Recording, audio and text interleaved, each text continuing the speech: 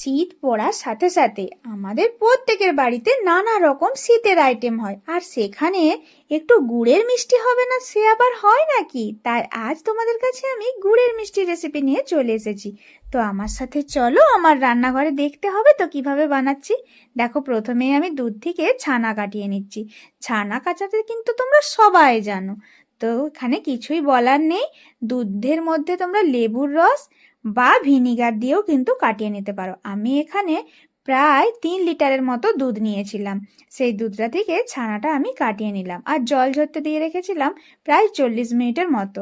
খুব একটা শুকনো হয়ে গেলে কিন্তু ছানাটা থেকে ভালো মিষ্টি হবে না, তাই এমনি নর্মালি ঝুলিয়ে রেখে দিতে হবে আধ ঘন্টা থেকে 40 মিনিটের মতো। খুব চিপে চিপে বের করারও দরকার নেই ছানা থেকে জল। এবার ছানাটাকে আমি নিয়ে হাতে করে আস্তে আস্তে করে ভেঙে দিলাম। তারপর দেখো 1 চামচ চিনি দিয়ে দিলাম, তাহলে কি হবে, মিষ্টির ভিতরটা বেশ জালিদার হবে।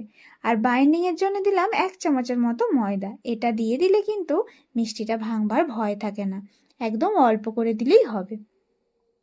আমি যতটা পরিমাণ ছানা নিয়েছি এই পরিমাণে আমি চিনি আর ময়দার মাপটাও বলে দিলাম। এবার তোমরা যদি ছানাটা কম নাও বা বেশি নাও, সেক্ষেত্রে মাপটা বাড়িয়ে বা কমিয়ে নেবে। এরপর দেখো, হাতের তালুর সাহায্যে বেশ ভালো করে এটা মেখে নিতে হবে। ততক্ষণ অবধি মাখবে যতক্ষণ না এটা থালা থেকে ছেড়ে আসছে। যখন এইভাবে থালা থেকে ছেড়ে চলে আসবে তখনই বুঝে যাবে যে এটা হয়ে গেছে। এরপর কি করতে হবে, একটা একটা করে বল নিয়ে প্রথমে আগে শেপ দিয়ে দিতে হবে, নইলে কোনোটা ছোট বড় হয়ে যাবে। তাই সমান মাপে সবগুলোকে কেটে নিয়ে এইভাবে ঠিক হাতের তালুর সাহায্যে বেশ সুন্দর করে বল পাকিয়ে রেখে দিতে হবে।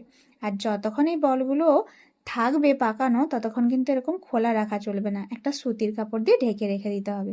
এরপর রস বানাবো, তার জন্য দিচ্ছি গুড়, চিনি আর জলের পরিমাণটাও বলে দিচ্ছি। 2 লিটার জল নিতে হবে, একটু বেশি দিলে কিন্তু খুব ভালো হবে, তাহলে মিষ্টিগুলো বেশ ডুবে ডুবে থাকবে।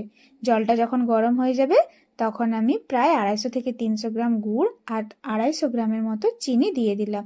দিয়ে বেশ ভালো করে নাড়িয়ে চাড়িয়ে এটা ফুটতে দেব। একদম যখন টকবক টকবক করে ফুটবে তারপরে কিন্তু মিষ্টিগুলো ছাড়বো।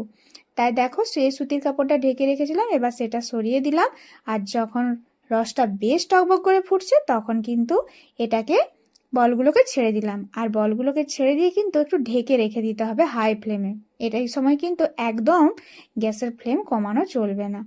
তারপর যখন 10 থেকে 15 মিনিট এটা হবে তারপর একদম কমিয়ে দিতে হবে। ধিমি আছে আরও 30 মিনিট ফুটিয়ে নিলেই এটা রেডি হয়ে যাবে। আর দেখো, 2 লিটার জলেতে করেছি বলে কতটা পরিমাণ রস রয়েছে, কারণ এই রসটাতে সারা রাত্রি একদম ওভারনাইট যদি ডুবিয়ে রেখে দেওয়া হয় তাহলে মিষ্টিগুলো কিন্তু খুব সুন্দর হবে। আর কতটা সফট হয়েছে তোমরা তো দেখতেই পেলে।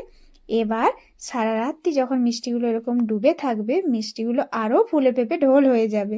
দেখো, 1 প্লেট মিষ্টি সাজিয়ে নিয়ে চলে এসেছি তোমাদের কাছে। এবার বলো, শীত থাকতে থাকতে একবার বানাবে তো?